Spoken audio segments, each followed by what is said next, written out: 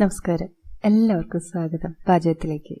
നമുക്കറിയാം, മയണൈസ് എന്ന് പറയുന്നത് മുട്ട, റിഫൈൻഡ് ഓയിൽ അല്ലെങ്കിൽ പാല്, റിഫൈൻഡ് ഓയിൽ ഇതിൻ്റെ ഒരു എമൽഷനാണ്.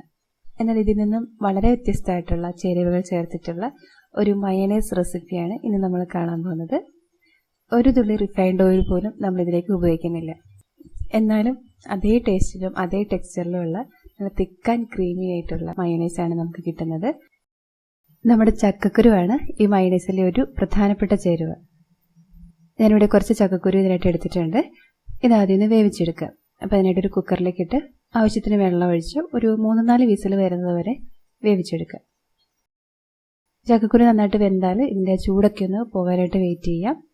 എന്നിട്ട് ഇതിൻ്റെ തൊണ്ട് കളഞ്ഞെടുക്കുക. ഇതിൻ്റെ പുറമേയുള്ള ആ തൊണ്ട് മാത്രം കളഞ്ഞാൽ മതി. ഉള്ളിലുള്ള ബ്രൗൺ പാർട്ട് വളരെ ഹെൽത്തി ആയിട്ടുള്ളൊരു ഭാഗമാണ്. പക്ഷെ അത് ചേർക്കുമ്പോൾ നമ്മുടെ മയണൈസിൻ്റെ കളറ് ഒരല്പം കുറവുണ്ടാകും. നിങ്ങൾക്ക് പ്യുവർ വൈറ്റ് ആയിട്ട് തന്നെ വേണമെന്നുണ്ടെങ്കിൽ ബ്രൗൺ പാർട്ട് കൂടി കളഞ്ഞെടുക്കുക. ഞാനിവിടെ ഒരു 10 ചക്കക്കുരാണ് എടുത്തിട്ടുള്ളത്. ആ ഒരു അളവിലുള്ള മയണൈസ് റെസിപ്പിയാണ് കാണിക്കുന്നത്. നിങ്ങൾക്കിത് ആവശ്യാനുസരണം ഡബിളാക്കോ ത്രിബിളാക്കോ ഒക്കെ ചെയ്യാവുന്നതാണ്. അതിത് വെള്ളമൊന്നും ഒട്ടും ചേർക്കാതെ നന്നായിട്ടൊന്ന് അരച്ചെടുക്കുക. അപ്പോൾ ഇതേപോലെ ആയിരിക്കും നമുക്ക് കിട്ടുക. ഇനി ഒരു സ്പൂൺ ഉപയോഗിച്ചിട്ട് ആ സൈഡിൽ പറ്റിപ്പിടിച്ചിരിക്കുന്നതൊക്കെ വടിച്ച് ഉള്ളിലേക്ക് ആക്കാം. ഇനി ഇതിലേക്ക് ഒരു 5 അല്ലി വെളുത്തുള്ളി ചേർക്കുന്നുണ്ട്. പിന്നെ 1/2 ടേബിൾ സ്പൂൺ വിനാഗിരി. ഞാനിവിടെ കോക്കനട്ട് വിനാഗിറാണ് ഉപയോഗിച്ചിട്ടുള്ളത്. വിനാഗിരിക്ക് പകരം നിങ്ങൾക്ക് നാരങ്ങ നീര് ഇതേ അളവിൽ തന്നെ ഉപയോഗിക്കാവുന്നതാണ്. പിന്നെ 1/2 ടീസ്പൂൺ ഉപ്പ്, 1 ടീസ്പൂൺ പഞ്ചസാര ഇത്രയും ചേർത്ത് കൊടുക്കുക.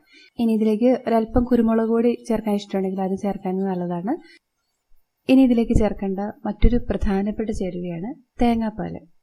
നല്ല തിക്കായിട്ടുള്ള കുറുകിയ തേങ്ങാപ്പാൽ തന്നെ ഇതിലേക്ക് ചേർക്കണം. അപ്പോഴാണ് ഈ മയണൈസ് ശരിയാവുള്ളൂ. ഞാനിപ്പോൾ 1/2 കപ്പ് തേങ്ങാപ്പാൽ ചേർത്തിട്ടുണ്ട്. ഇനി നല്ല സ്മൂത്ത് ആയിട്ടുള്ള പേസ്റ്റാക്കി കിട്ടുന്നവരെ നന്നായിട്ട് അരച്ചെടുക്കുക. അപ്പോൾ ഇത്രയേ ഉള്ളൂ, നമ്മുടെ മയണൈസ് ഇവിടെ റെഡിയാക്കി കഴിഞ്ഞു. നിങ്ങൾക്ക് മയണൈസ് ആവശ്യമുള്ള ഏത് റെസിപ്പിയിലേക്കും ഇത് ഉപയോഗിക്കാം. ധൈര്യമായിട്ട് മക്കൾക്കൊക്കെ കൊടുക്കാം, നിങ്ങൾക്കും കഴിക്കാം. ഇതിൽ ചക്കക്കുരുവിൻ്റെയോ അല്ലെങ്കിൽ തേങ്ങാപ്പാലിൻ്റെയോ ഒന്നും ഒരു ഫ്ലേവർ മുന്നിട്ട് നിൽക്കില്ല. നല്ലൊരു ടേസ്റ്റ് തന്നെയാണ്. നമ്മൾ കടയിൽ നിന്നൊക്കെ മേടിക്കുന്ന മയണൈസില്ലേ, അതേപോലെ അതിനേക്കാൾ കുറച്ചുകൂടി ബെറ്റർ ആയിട്ടുള്ള ഒരു ടേസ്റ്റ് ആയിട്ടാണ് എനിക്ക് തോന്നിയത്. നിങ്ങൾക്ക് ഇതിലേക്ക് തേങ്ങാപ്പാലിൻ്റെ അളവ് അഡ്ജസ്റ്റ് ചെയ്തിട്ട് ഈ മയണൈസിൻ്റെ തിക്നെസ് കൂട്ടുകയോ കുറയ്ക്കുകയോ ഒക്കെ ചെയ്യാവുന്നതാണ്. അപ്പോൾ തീർച്ചയായിട്ടും നിങ്ങൾ ട്രൈ ചെയ്ത് നോക്കുക, നിങ്ങളുടെ ഫീഡ്ബാക്ക് അറിയിക്കുക. ഇഷ്ടപ്പെട്ടെങ്കിൽ ലൈക്ക് ചെയ്യാനും അതുപോലെ ഫ്രണ്ട്സിനും റിലേറ്റീവ്സിനൊക്കെ പിന്നെ ഷെയർ ചെയ്ത് കൊടുക്കാനും മറക്കരുത്. ഈ ചാനൽ നിങ്ങൾ ആദ്യമായിട്ടാണ് കാണുന്നതെങ്കിൽ സബ്സ്ക്രൈബ് ചെയ്യാനും പുതിയ വീഡിയോസിൻ്റെ നോട്ടിഫിക്കേഷനായിട്ട് അരികിലെ ബെൽ ബട്ടൺ പ്രസ് ചെയ്യാനും മറക്കല്ലേ. അപ്പോൾ നമുക്ക് വീണ്ടും നല്ലൊരു റെസിപ്പിയിലൂടെ കാണാം. അതുവരെ നന്ദി, നമസ്കാരം.